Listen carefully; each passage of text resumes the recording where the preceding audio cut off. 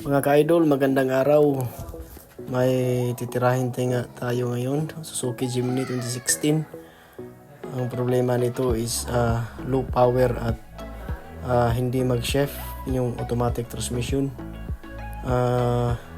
In-scan namin yung lumabas is PU974 solenoid chef solenoid control circuit high.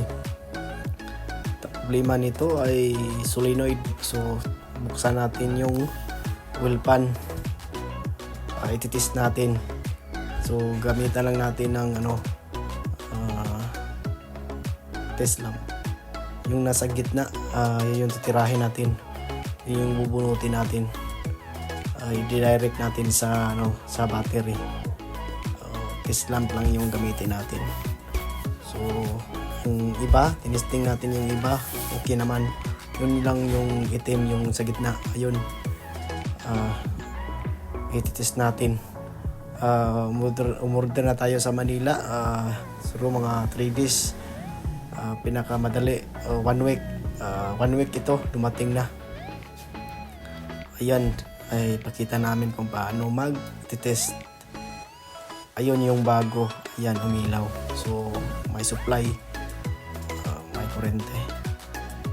Ayan yung luma, yun yung tinanggal natin. Ayun mga guys, mga idol, install na natin yung bago. Ayan, install na natin, wala nang preno-preno. Ayun yung ito fluid natin, bumili tayo sa 3 liter sa service center mismo.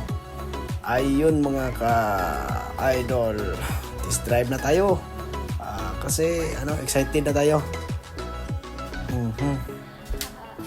Ayun, tingnan natin kung mag-chef siya. Ma-feel naman natin kung mag-chef siya.